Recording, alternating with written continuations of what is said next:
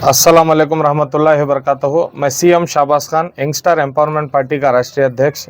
जिस तरीके से पिछले इलेक्शन में नरेंद्र मोदी की सरकार को जिस तरीके से जनता ने जवाब दिया था, इसी तरीके से हमें उम्मीद है कि बीजेड ज़मीर अहमद खान जैसे लीडरों के नेतृत्व में हम जैसे कई पार्टियां, कर्नाटक की जो स्टेट पार्टियां कहलाती हैं, अनरिकग्नाइज पार्टियां कहलाती हैं, इसी तरीके से यंगस्टर एम्पावरमेंट पार्टी भी जो नौजवानों की पार्टी है, पिछली बार 96 कैंडिडेट से हमने समर्थन दिया था, तब जाके कांग्रेस पार्टी हमारी बहुमत से जीत पाई थी। तो हमें उम्मीद है बीजेड ज़मीर अहमद खान साहब की बात पर, तो हम सब लोगों ने इकट्ठा होकर जिस तरीके से हैदराबाद हराया उनको, बीआरएस को, उसी तरीके से पूरे इंडिया के अंदर एक आवाम से सारे लोगों को, जिस तरीके से एहसान भाई ने आप सब लोगों से अपील किया, नौजवानों से अपील किया, इस बार जो है आपको कंफ्यूज होने की ज़रूरत नहीं है, चिंता करने की ज़रूरत नहीं है, परेशान होने की ज़रूरत नहीं है। ये पूरे देश की ईद है, ये केवल हमारी तुम्हारी हिंदू मुसलमान दलित एससी एसटी की ईद नहीं है,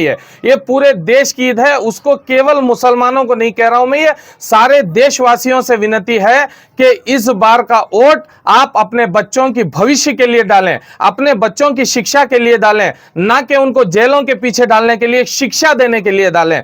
इस बीजेपी सरकार को हमें गिराने के लिए जिस तरीके से मेहनत की गई है, इस बार कांग्रेस को राहुल गांधी ने पैदल चलकर जो यात्रा निकाली थी, जिस तरीके से सारे पार्टी वाले बड़ी बड़ी दिग्गज नेता लोग जो हैं आज इंडिया अलायंस में जुड़ चुके हैं। हम कोई जुड़ना हमारी बड़ी बात नहीं है, आज हम चनपटन आने का और आप लोगों से दरख्वास्त करने का सिर्फ इतना मतलब और मकसद था कि डीके सुरेश जी जो हैं यहां से लगभग बहुत सारे सालों से जीतते हुए आ रहे हैं और काम करते हुए आ रहे हैं, ना कि दूसरे कैंडिडेट की तरह। अब जो आप अपोजिशन कैंडिडेट को देखे हैं, ना उन्हें सियासत आती है, ना उनको सियासत की समझदारी है, ना किसी तरीके की सलाहियत है। मानते हैं वो डॉक्टर है, ना आप डॉक्टर्स को, टीचर्स को लेकर उनका गलत फायदा नहीं उठा सकते, क्योंकि वो बेचारा अपनी लाइफ में, अपने करियर में वो सेट था, उसको लाकर यहां पर जेडीएस और बीजेपी की वो उनकी गिमिक करने की जरूरत नहीं थी।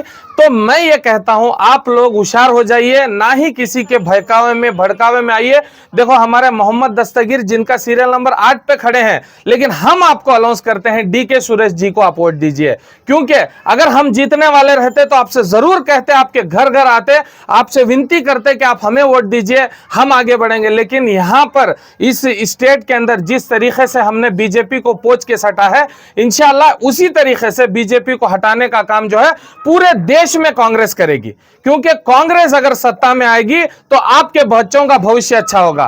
कांग्रेस अगर सत्ता में आएगी तो आप लोगों को जो है रोजगार मिलेगा। पढ़े लिखे को रोजगार नहीं है, छोटे बच्चों को शिक्षा नहीं है, और बड़े लोगों को तो दुकानों से हटा दिया जाता है। जीएसटी के नाम पे आपको लूट लिया गया है।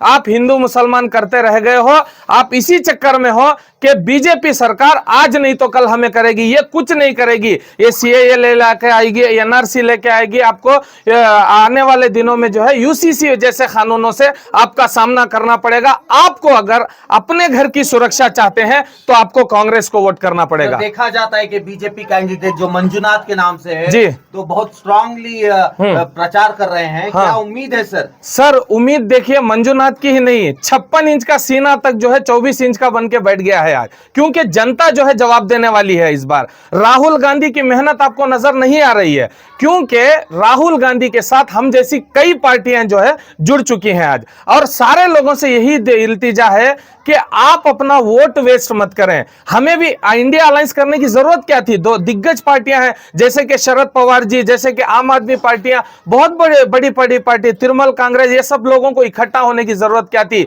ये सारे लोग नहीं चाहते हैं सत्ता के अंदर जो है नरेंद्र मोदी जैसा फिरौन बैठे, तो हम सब लोग चाहते हैं कि ऐसे फिरौनों को हटाया जाए। ये खुद की मनमानी की सरकार और कानून को गलत फायदा करते हुए मुसलमानों को नुकसान पहुंचाने वाली सरकार को ख्याल है दिल्ली सरकार में? सर तब्दीली का पूरे देश में ख्याल है, कोई नहीं चाहता है कि मोदी सरकार आए। अगर आए तो भी ये धोखे से, मैंने बताया 1 से 7 नंबर तक इन्होंने मशीनों के अंदर घपला किया हुआ है। इस ईवीएम को, जैसे कि राहुल गांधी जी ने बताया, ये सीना 56 इंच की सीने की बात करते हैं तो सीना ठोक के ये क्यों बैलेट पेपर पे नहीं आते ये लोग। नौजवानों के लिए क्या पैगाम रहेगा आपकी जानकारी? नौजवानों के लिए इतनी दरख्वास्त है कि आप इनकी उनकी बातों में आकर जेडीएस बीजेपी करते मत बैठे। मैं भी उसी गांव का हूं, वाले नरसिंहपुर का। मैं तो चिल्लाते चिल्लाते थक गया, आपको उनको वोट नहीं देना है। लेकिन आप सब लोगों से दरख्वास्त है कि जिस तरीके से आज हम इकट्ठा होकर कांग्रेस के एहसान भाई, मैं सीएम शाहबाज खान, हमारे कैंडिडेट और सारे बहुत सारे काउंसलर साहब, ये सारे लियाकत काउंसलर साहब, ये सारे इकट्ठा होने का मकसद क्या है? केवल फयाज काउंसलर साहब और बहुत सारे हमारे पहलवान साहब, सब लोग इकट्ठा होने का मकसद क्या है कि हम इस चनपटन रामनगर डिस्ट्रिक्ट के अंदर जो बेंगलुरु रूरल की सीट है, फिर से एक बार बहुत बहुमत से जो है हम डीके सुरेश जी को लेके आएंगे। मुसलमान मुत्तहिद होकर वोट डालेगा इस बार? सर केवल मुसलमान ही नहीं, पूरी देश की जनता मुत्तहिद हो जाएगी, पूरी देश की जनता इकट्ठा हो जाएगी। हम जैसे नौजवानों को तो पूछे मत, हम तो बीजेपी के खिलाफ हैं ही, लेकिन कांग्रेस को जिता के ही दम लेंगे। शुक्रिया जी।